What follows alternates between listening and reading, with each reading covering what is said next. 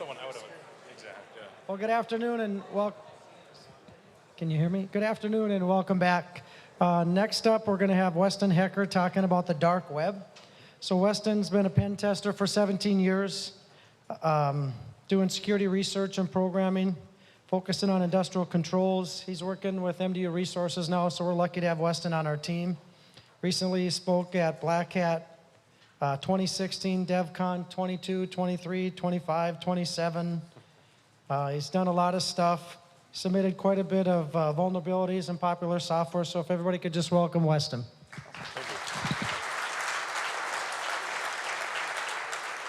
Yeah, thanks for that, Troy. See here. Yeah, so I'm going to be shining some light on the dark web, and I hope you guys don't mind me using this mic. I didn't want to look like I was at a Taylor Swift concert, so. But yeah, learning how to protect your company from a digital age. I think the next war is going to be one that's fought on a digital frontier. Not to sound cliche or anything along those lines, but that's one of the reasons I work with Troy at MDU. Is I'm just excited to get into the actual environment of the cybersecurity, because I think that a lot of the vital and sensitive systems that will be used, like for power grids, oil-filled pipelines, things along those lines. A lot of those will be a lot of the things that are targeted over the next few years. So. I'm going to actually go over the dark web and the evolution of it, because it was one thing, when you heard it on 60 Minutes, back in 2008 or whatever, and to what it is compared to now. So it's just how it's progressed over the years. I'm going to go into how, security researcher or exploit developer such as myself, how we actually use the dark web. Some of it's not as scary as it sounds, and some of it is stuff you'll never unsee.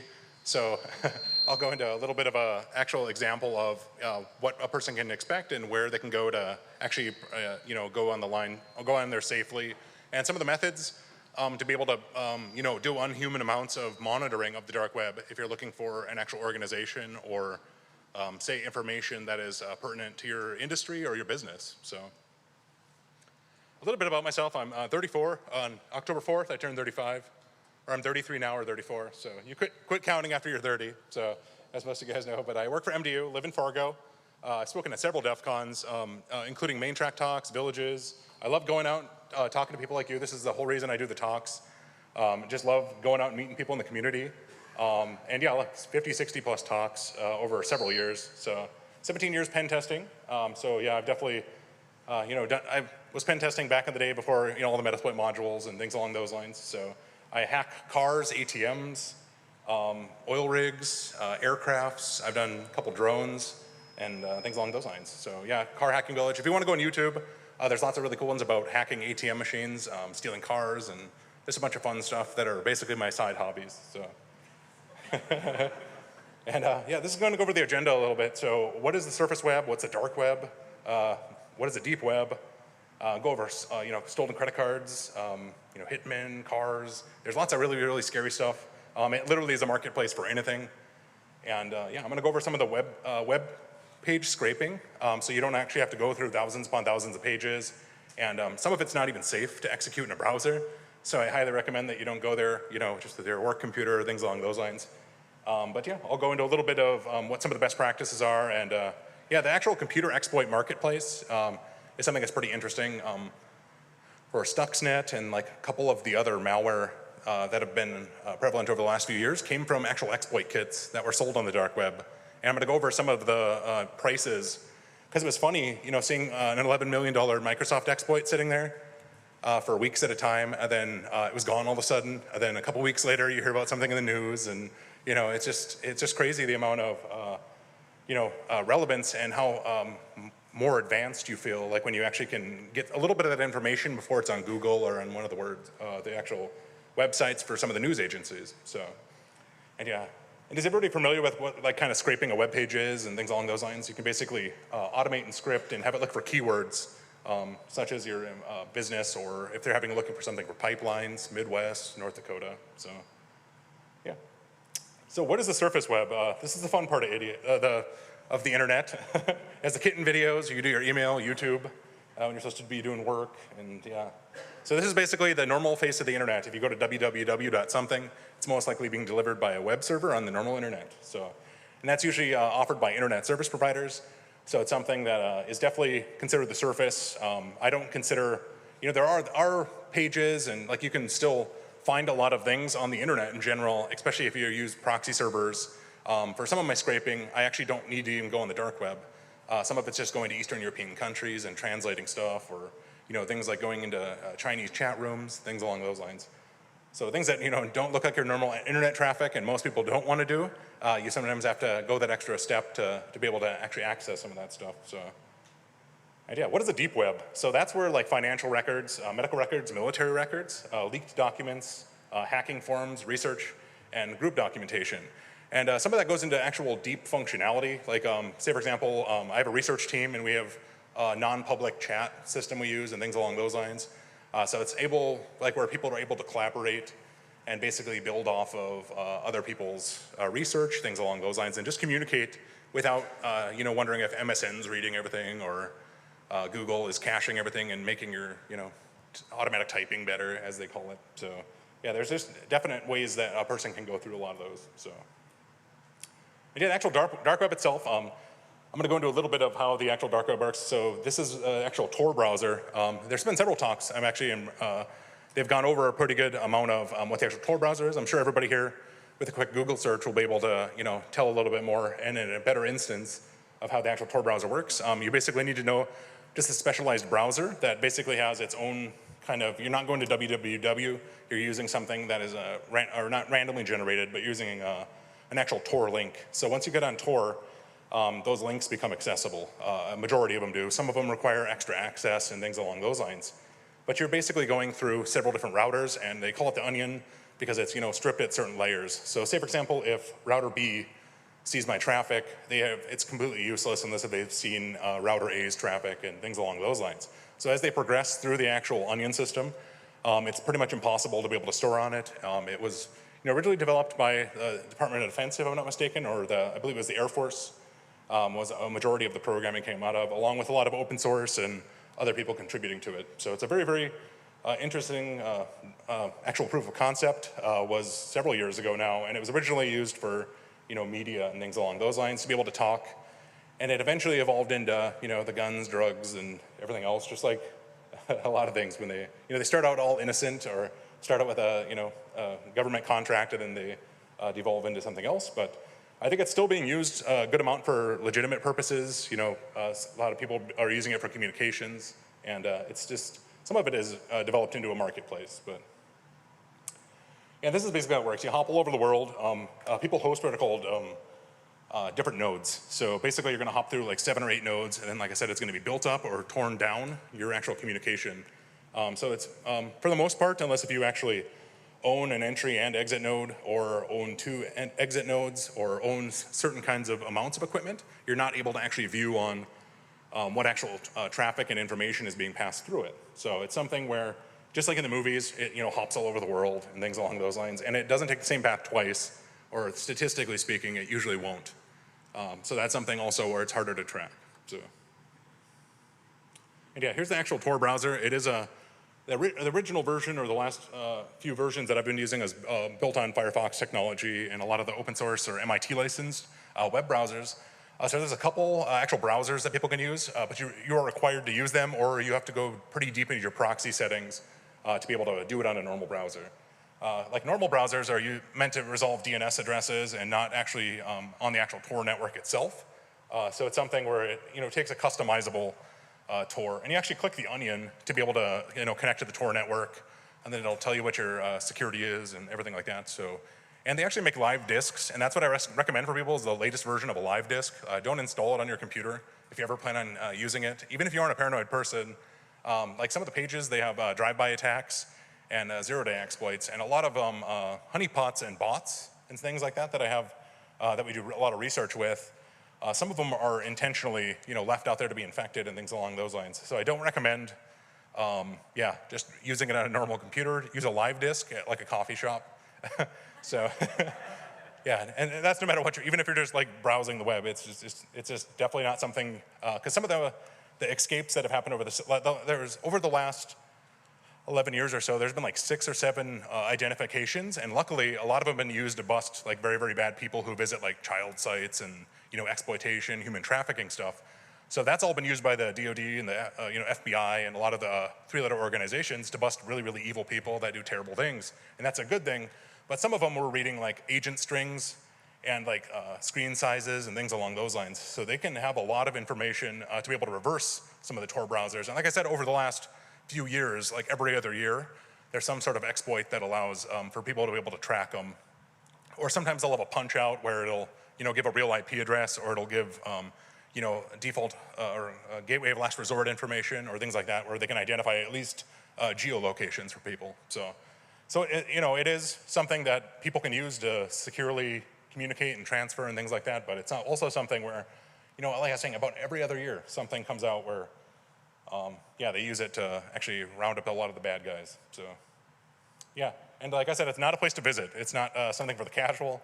Like I said, there are things you can that you can't unsee, and it's definitely something. If you're doing it out of curiosity, just make sure that it's something that there's several YouTube videos that like explain different parts of the dark web. Like a lot of the security research and stuff like that. Obviously, you're dealing with like a ton of hackers, so that's not something you want to exactly be bringing home to your home network or to your home computer. So it's something that definitely I recommend if people are going to do it. Yeah, to definitely go out. And like I said, you're better off just watching a YouTube video of somebody doing like a demo or a run of the dark web. If you get into friends or researchers and developers, some of them will be able to walk you through some of the pages. A lot of the really, really good pages for exploit development, like I'll be going over an actual Bluekeep exploit, which is like a pretty recent vulnerability for Microsoft Office, or not Office, it's for several of the operating systems for Microsoft. And there were several proof of concept codes that weren't on GitHub.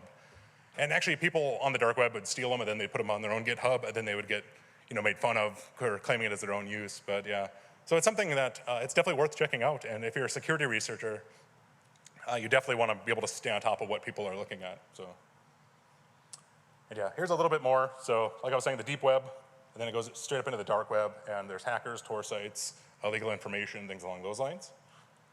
And yeah.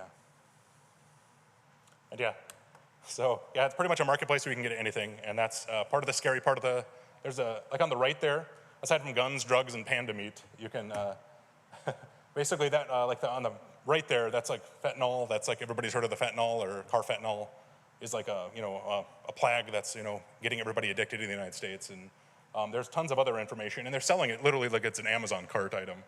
So it's kind of scary to think that somebody could just literally go online, and for 1.023 Bitcoins, they could order a bag of white substance. So, and yeah, like I was saying also, these gun prices are actually about double what they would cost if somebody was to buy them legally on like a site like Gunbroker or something along those lines. So, and they ship them all over the world and things along those lines. So it's pretty serious stuff. It's pretty scary to think of that. And like a lot of people, they thought a lot of this stuff went to the wayside. They obviously are tracking a lot of it down, but especially in the southern states, I've heard of lots of incidences of people actually being busted for this. So it might not be something that happens in the Midwest as much, but it's definitely something that happens all over the world. So, and yeah, this is like one of the many marketplaces. You can see they basically break it down, and it all looks professional. That would, like if there weren't guns in there and they're like flower pots, that would look like any other page on the internet. So. And what are hackers and nation states after? A lot of them are after customer information, credit cards, reusable accounts, and passwords. So you can buy like LinkedIn profiles or 50 PayPal accounts if you want to do, like for everything illegal that involves like exfiltrating money, people can already go and buy pre-made accounts. Because even if you try to legitimately, I don't know who was, I remember set up my original PayPal account like back in 2003. No problems at all.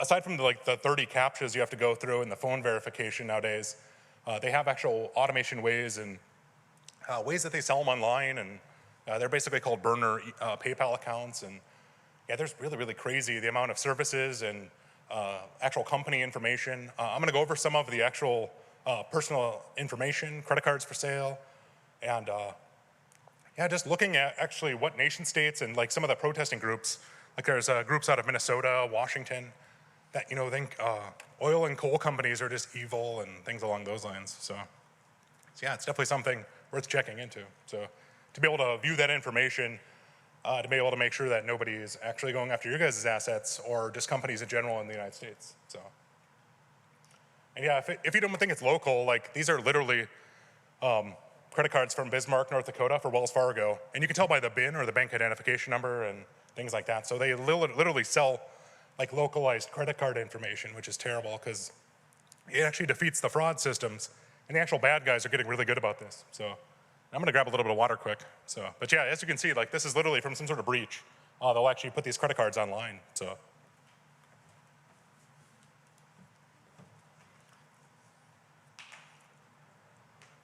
Did anybody see their credit card on there while I was? That's awkward. That would be really awkward at a Cybercon. And this one is when I was working at KLJ, also a company in town here. I noticed on the actual dark web, there was an internet service provider in Montana that was fully compromised. They were selling SIP trunks, data storage, website hosting, pretty much everything the ISP was, and some things they weren't. So it was pretty crazy to see that somebody was compromised. And that's also local. That was somewhere in the western half of Montana. And I eventually saw this one go down, so I don't believe that one was ever sold. But that's what it's come to, where people have access to it. So.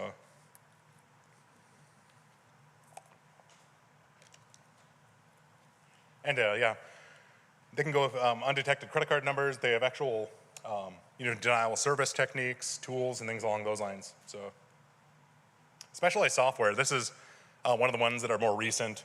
You've been able to buy stolen credit cards online for several years if you're a bad person, so that's nothing new. What this is it's basically an automated bot program that sets up fake rental profiles for people who use like any service where they like rent out, hey, I'm gonna rent out my house or rent out an apartment type situation. This will literally automated go out and create like thousands of fake things, and it'll actually be able to populate your phone numbers. And people are selling this for specialized purposes for defrauding people. So they don't have, like the criminals don't have to be an advanced program anymore. They can literally have these services that are sold, and it's just crazy to think of it. And like the actual massive breach and leaks and insider data, like with some of the recent Amazon stuff where they had banks' financial records and things along those lines. So a lot of those people, if they have the financial gain in mind, they're actually able to save money. Or not save money, actually steal people's money. So. And it's something that I've always, ever since I worked doing pen testing, I've always liked, providing, like back when I wasn't in an overhead position, I was actually billable. I loved giving customers like little tools that they could use to like do this, that, or the other thing that nobody else was doing. And I used to have a CryptoLocker emulator. So it was basically like a neutered version of CryptoLocker. And yeah, that's up to you if you want to run something that Weston wrote on your network. But it's something where they could basically see what would have happened if CryptoLocker would have hit their network and things along those lines. And yeah, just specialized software, like quite literally, I've seen keys or programs for programming BMW keys, Volkswagens, for cracking hash algorithms on vehicles so that people can steal them and things along those lines. And yeah, it's just interesting the amount of attention and details that people put into this actual information. So, and yeah, so I'm gonna go into some of the tools for good. Like I don't know if you guys, a couple guys have seen my talk I had on actually stopping CryptoLocker and a lot of the ransomwares. Like this is one I used to give out to customers. It was basically called Emo, and it made ransomware kill itself. So it was a pretty awesome program. It basically stopped Locky, CryptoLocker, SamSam. You could shift your file system, so if it's going after JPEGs, you could basically hide like Bay or some of the other ones, or the actual file structure. So it wouldn't go after the normal images that it would, and that's an example of a good tool. The same way, there's some service offerings or there's open source things that do things along the same lines. And also, like bad guys develop bad tools. And this one was an example of Microcroft. It was a tool for like, people who don't like Microsoft is what this one was kind of geared for. It actually was used on pen testing. This is now the intellectual property of Rapid7. It was a company I was working for at that time, but it basically, you enter an MX record, and it basically scrapes every single user off of LinkedIn, and then throws that MX record, and you can basically lock down or hold down a domain controller. It locks out all the users. So it's really, really, really annoying. This has been fixed the last few years, but it's something that you could basically emulate any kind of browser you wanted.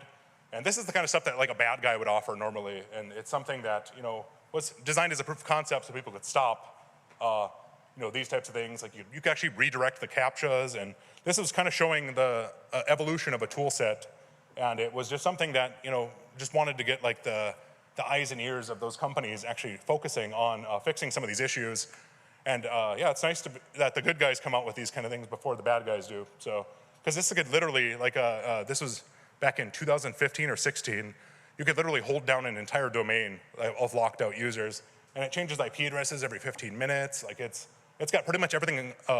This one I never released, obviously. I never released that open source. I didn't want people, going out and locking down entire domains. So,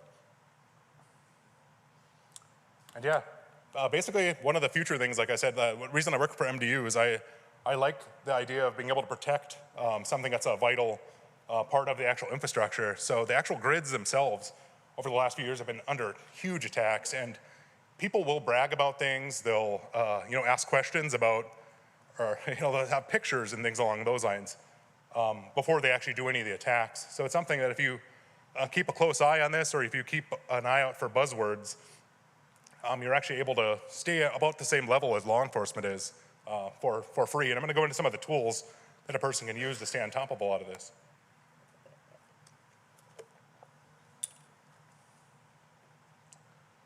And yeah, it's just, who remembers the Dakota Access Pipeline protesting for, yeah, I had the privilege of living in Bismarck when that was going on, and it got very old very quick.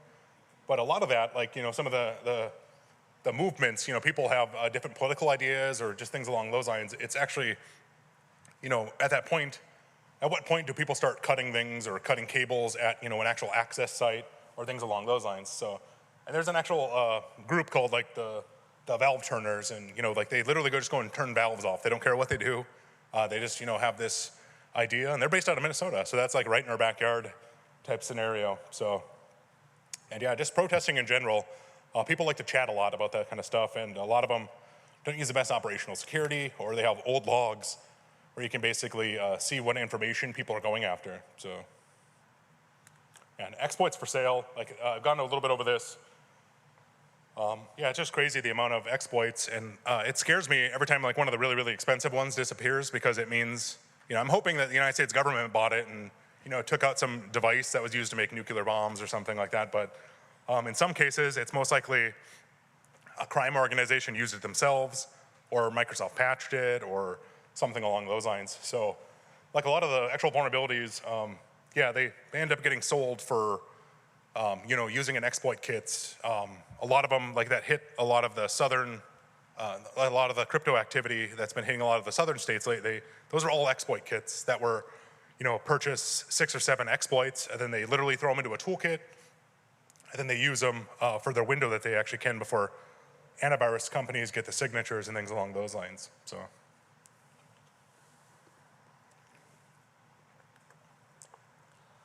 And here's a little bonus story.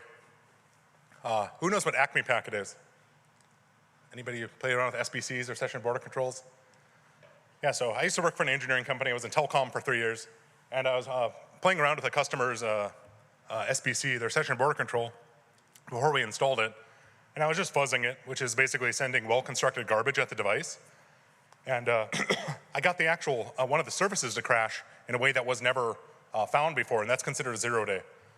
And I'm going to go into a little bit of a quick story about how big of a pain it is to tell Oracle. It was originally Acme Packet, and they got bought by Oracle, and Oracle is known for suing people for no reason at all, which is, you always love getting cease and desist letters from Verizon or Oracle or, some of these bigger companies that have way more money than you. And all you're trying to do is, fix vulnerabilities, do the responsible thing. And I'm going to go into actually, what a bad guy would have done, what goes into actual exploit development, and how I used a little bit of the actual dark reach, dark web type stuff to be able to bounce ideas off of other researchers. And writing shell code for a closed source operating system is not as easy as it sounds. So it's something where it definitely takes more than one mind to develop some of it. So yeah, so here's a pen testing customer's device. So it's basically an SBC or session border control. So they're basically firewalls for VoIP traffic or SIP or PRI services. So it's basically something that basically monitors, just think of it literally as a firewall for VoIP. It basically monitors a lot of the traffic, and it's actually has services running on it just like any other utility or device.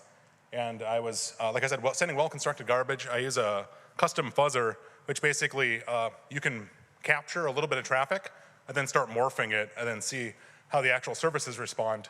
And I accidentally denial of service to the device.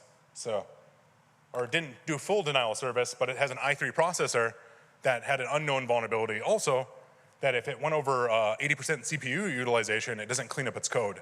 So a lot of the normal buffer overflow and heap-based injection becomes available again because it's supposed to have cleaned this code up. Like say, for example, when my program crashes and that exploit's supposed to return to a certain kind of code, that code wasn't supposed to be there anymore. So this opens up a huge attack surface, and they didn't catch it in their dev or their QA because it was something that, yeah, they just, who would have thought to, accidentally denial a service a device to, be able to do this. And when you switch a codec change or a compression or a audio codec, it would basically crash the service, and you could include a bunch of information along with that codec change. So I was able to go from the actual finding the exploit, looking at what's called an actual core dump, which is basically when a service crashes and it panics and basically gives you all the information that it can, you're able to see where things would have went if things would have completed the way they're supposed to, and then where it's going to resume at.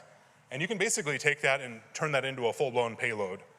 And I got what I like to call, or my friends like to call it also, is me getting Moby Dick about it and spending 200 hours of my free time to basically figure out originally why that glitch was happening. Because it was something that I originally thought it was like some kind of honeypot because it was too easy to, it was literally like this much space to develop a payload, and you usually only need that much.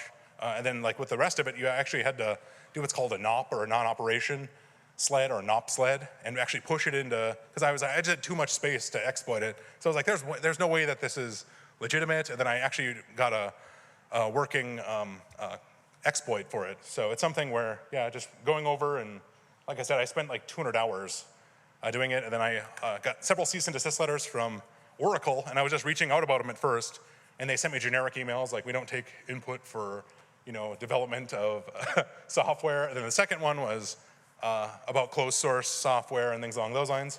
Then the third one was just to basically stop the research and things like that. So I ended up doing CERT, which is Computer Emergency Response. They have a Carnegie Mellon, and there's also a government-run one also. And basically, just dropped it on CERT's lap.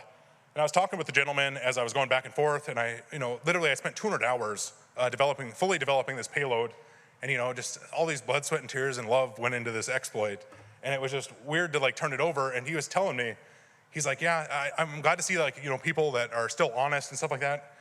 And I'm like, we were talking a little bit. He's like, yeah, that would have been like worth like $500,000, if they would have sold it on like the Darkweb or something along those lines. He's like, for a full remote code execution, which is like a CVE10, he's like, yeah, that's like the worst, vulnerability. And you literally could have, I think the saturation at that point was like 83%. So you'd have been able to like take over like 83% of VoIP communication or listen to it. So, and yeah, I was like, that's terrible. And then, and like that's what I'm saying. Like I was just trying to be responsible disclosure. All my DEF CON talks, my cease and desist letters that I have framed in my office. If you guys ever come to my office, I have my 3 Verizon cease and desist letters that I proudly earned for doing cellular research. And it's just funny how some companies like Samsung, Qualcomm, they all invited me to parties and meet their devs. I got free Samsung equipment for my kitchen, really, really cool. And that's what I was saying, like, they were all awesome about it, and then Verizon just sent these letters. They had really nice paper, so I just had to frame them, so.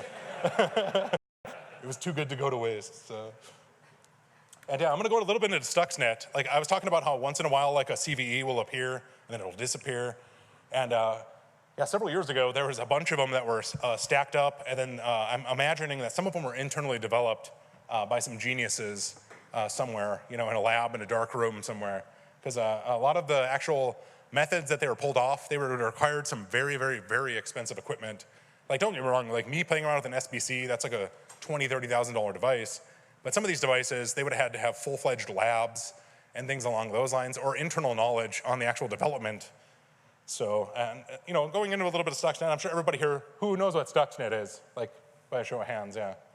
Yeah, so it was actually a piece of malware that was developed by, I believe they actually came out about it. It was the Israeli government and the United States government. So they basically went together, and they basically, at certain points, would throw off some of the actual balance on a enrichment device for uranium. So Iran. Like it was basically during when they were trying to make enough plutonium or enriched plutonium to make either dirty bombs or nuclear devices.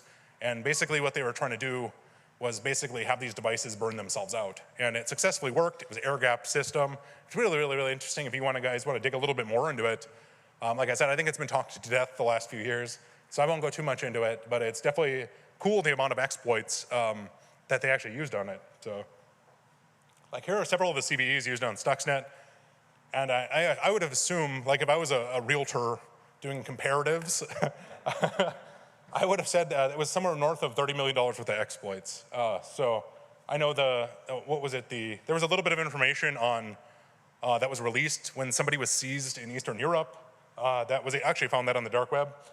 So some of the exploits they were sold, these are the 3 that I know about. I'm sure there was more of them that were out there that were for sale, but like look at that, $11 million for one remote code execution for, I believe that was for Windows operating system, and then some of the other ones were for actual PLCs and Allen Bradley equipment and things along those lines. So it's just crazy to think that somebody would pay that much. That's very nice Lamborghini range or Bugatti Veyron or So like they're very, very expensive exploits, and just who's gonna stack $30 million worth of 0 days into something? And that's where the weaponry, and that's one of the things that intrigued me. Like I said, the reason I want to work for a power company is because that's the next frontier. That's where all the attacks are going to be happening. And yeah, North Dakota, I was happy to hear that we're like the most cyber state in the United States. I'm very proud about that. And yeah, October being my birth month is cybersecurity month, so that's always good also. So, but yeah, I'm going to go into a little bit how you can fight back and what is scraping. Yeah, this isn't the same scraping as like your knee or anything like those lines, but there's something called Beautiful Soup. It's very, very easy if you don't want to get heavily into programming. I recommend it. It's HTML parser. So it's basically a way to look at HTML traffic and find out if it has keywords in it, things along those lines. You can set it up to detect very, very simply, like, oh, I want to find a credit card number. I want to find my first and last name, or I want to find company names, or things along those lines. And it's an actual, Beautiful Soap is really, really easy to use for people who, with like a couple hour of training, you should be able to use it. So, and like I was saying, it's all open source, it's free, it's not something I'm affiliated with. I've done a little bit of customization and plugins, and I'm gonna go into how to use it on pen tests. Like this, every time I scrape like a LinkedIn, or if I scrape eBay for VIN numbers, or whatever the actual pen test is, I can go into a little bit of information on how you can use it to literally pull anything out of advertisements. I actually use this to buy some things online that rarely come up. So like instead of me checking a website every single day, I can have this go and check it for me. So it's really, really nice. And I got something that's worth $40,000 for $300. So yeah, so you can find really, really cool things. And yeah, mislabeled. Bought a couple of Magic the Gathering cards that were really expensive because they were mislabeled. So yeah, you can do some really cool stuff, and highly recommend it for pen testers. So yeah. Yeah, so basically, I was looking for a one user or a one owner, low mileage BMW that I was using for a donor car at a Copar. So I ended up buying a 99 BMW, one owner, had like 50, 60,000 miles on it, had a little bit of rear end damage. But instead of me checking Copar every single day and screening through them, I was able to actually set the parameters and grab them from certain parts of the page, and it's all ease of use.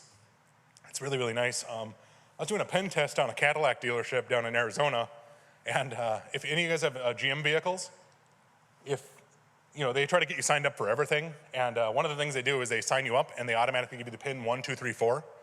So I basically scraped the web page of this dealership for the VIN numbers because people want to be able to do VIN checks and things like that. And I actually was able to auto-enroll all their vehicles that sold because I did a comparative of what sold from last week. And I showed them the proof of concept of why their sales guys shouldn't be doing 1, 2, 3, 4. And they're like, what's the worst that could happen? And I was like, well, and I showed them a Python script that would start all the cars at 4 in the morning in people's garages. And yeah, it's like, that is terrible. And I actually ended up doing I started doing a responsible disclosure with General Motors. Then there was one with Fiat Chrysler that I did a couple years ago also. So, but like I was saying, the 93R Beretta, it's a machine pistol. It's a 3-round burst, 92 action Beretta, just like the police have. If anybody Resident Evil fans in here? that was the modification that you could use to your 92 Beretta. So I was like a fanboy of it for 3 years. I had soap out there looking for one of these.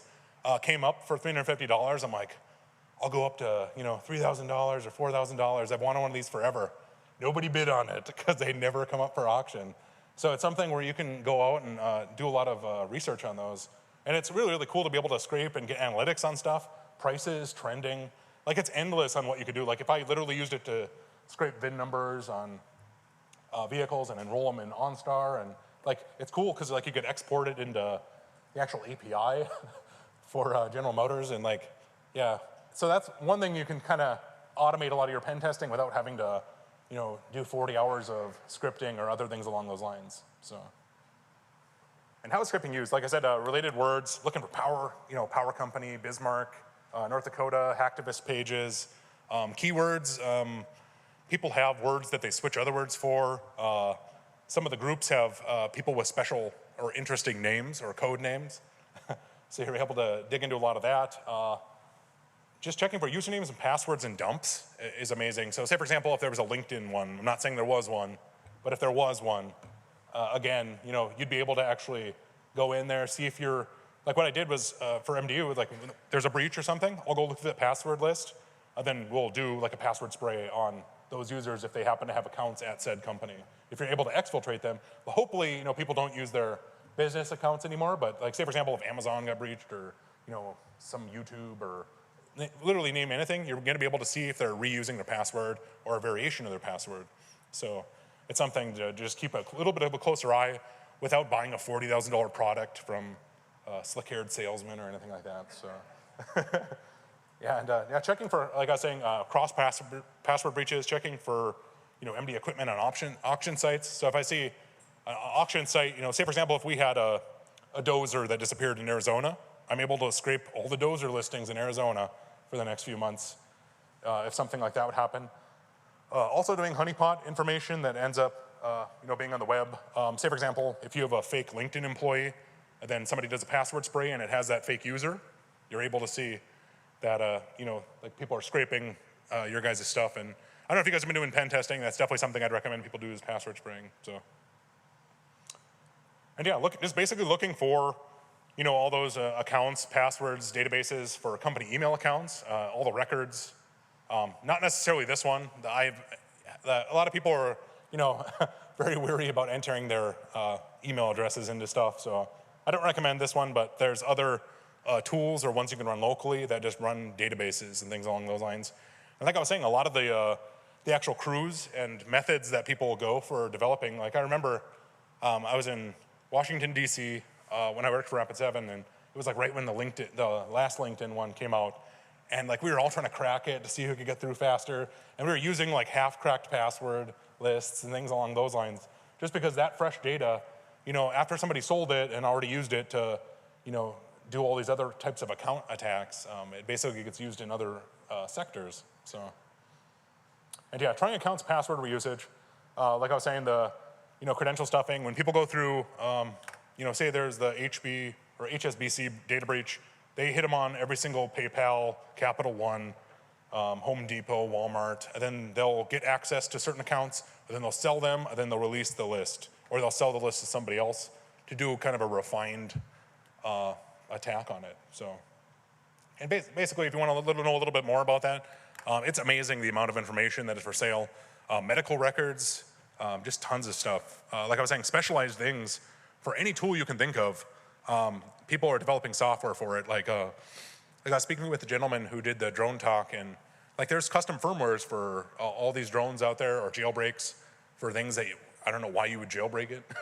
So like it's just amazing the amount of firmware, software, custom things that people are having out there. So definitely worth checking into. Like I said, if you have somebody who's a little more cyber experienced on your staff, they've probably definitely at least visited the dark web. So it's definitely worth something, checking into just seeing how much you can actually scrape from the web. So an example about how hackers work within an invite-only community is also a really, really good thing. Like I said, a lot of those carding forums and things like that, they require an invite or somebody to vouch for you, or sometimes just to pay something. So a lot of those are worth checking into. And basically, For the Bluekeep exploit, which is that nasty exploit that came out like 5 or 6 months ago, and then they just released a Metasploit module for it at the beginning of last month. So like now anybody's able to execute it. So it's something where, you know, the original proof of concept code was just something that would crash a service. Like I was saying, it started out easy, and then we actually took that proof of concept code, went on with, looked at a couple other proof of concepts that people had done for remote desktop protocol stuff, and we basically stitched a bunch of stuff together and then started trying it all out in easy to use Python language. So instead of having to do everything in assembly or, you know, some of the payloads and things like that, you still have to do, like I was saying, some of the actual payloads. But, you know, porting it over to Ruby, which is like what the actual Metasploit framework uses, it's a lot easier to be able to take one of these exploits, especially if you have a team of 5 people, like I was saying, and you don't have a half of a year to do it. Like we actually came up with a working Bluekeep exploit 2 weeks before Rapid7 released theirs, and like it's funny to see, because I have a friend in Belgium who, you know, had one a couple days before us, and he always rubs it in our face, and I'm pretty sure it's just him and his brother that do it too. So there's like 5 of us working really hard, and you know, so it's kind of interesting to see how like the dark web, like how people, you know, and some of the people, they'll come up with the exploit and then they'll sell it to malware vendors, but obviously, you know, we're doing the positive thing where I'm using them on pen tests to be able to detect, you know, there's easy ways to tell if your systems are susceptible to it, and people weren't patching it because, you know, once it's been weaponized, then people patch it sometimes, so. But it worked on virtual environments a lot better than some of the other ones, so.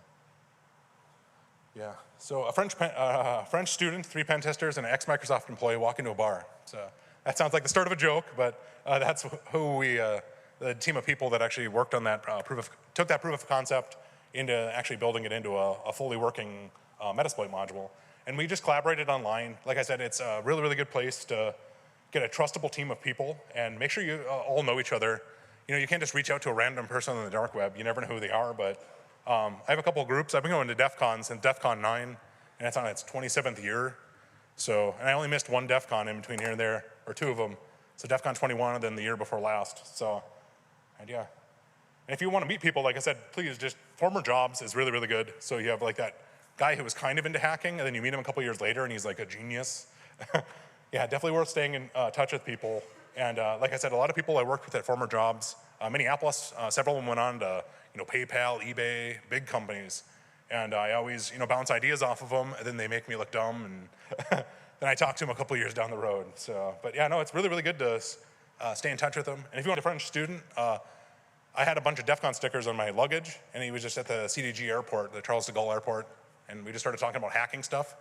And it was funny, because we had a bunch of people sitting around us, and like 15 minutes into it, there was like nobody around us, because, you know, we're talking about exploiting Bluetooth and, you know, how we always turn our wireless off at airports, and it was funny. And yeah, no, it's definitely cool, some of the people you meet, and like that's what I said I love about this. Like every single year I get like more and more people that like I recognize and I know, and like get to know those people here. That's what this is for. Like this, just having a community like this, and especially we all being a tight-knit group like in North Dakota, so. Yeah, and what I do is I start my day out by looking at exploit code, because that's like the best part of your day, like when you're chugging your energy drink in the morning or drinking your coffee. It's before your mind has had, you know, 40 emails through it and stuff. I highly, highly recommend starting out just looking at exploit code, and the rest, anything you do the rest of the day will be easy, I promise you. So it can't be worse than assembly. So, but yeah, I know, read an exploit of the day, like look at, some of it, a lot of them are written in Python, things along those lines, so you can actually look, and they detail them really good. I look at GitHub. They have lots of proof of concepts, or I'll even go in the backlog, like for a lot of the stuff that like the years I used Metasploit pretty heavily, like I didn't actually build my own exploits. Because you used to actually have to go on like a Chinese web page, pull stuff off, translate it, and then figure out what they were using, then make sure they didn't add anything else, like in the rest of the code, and then you could basically have an exploit. And that's how pen testers used to do it back in the day, before like a lot of the, I guess you could call it like the scripting days, where you can just literally select our host and, you know, send a Metasploit module down. So, and that's what I'm saying, like a lot of these like bleeding edge exploits, they require a little bit of programming knowledge and things along those lines, but you get that knowledge by reading a lot of those exploits. So, Yeah, then like I was saying, the denial of service payload and working that into remote code execution. This is the Python payload. You can literally go and download, at one point, like a year ago, if you had this information, it would have been worth like millions and millions of dollars. So it's just crazy to think that. But yeah, who here has looked at GitHub or has looked at, yeah, do any of you guys read code, like just to stay fresh? Like I recommend either programming an hour a day, and if you can't, just to literally read code even if you don't understand the language, because it'll just help your mind get a little bit more wrapped around things, or you'll go in directions and Google stuff. And like I used to be pretty heavily in the developing scene for VLC player, for compression, decompression, for video, and stuff like that. So it's interesting to get into a lot of those backgrounds and like just look at what people are developing for open source. I like to look at a couple of the,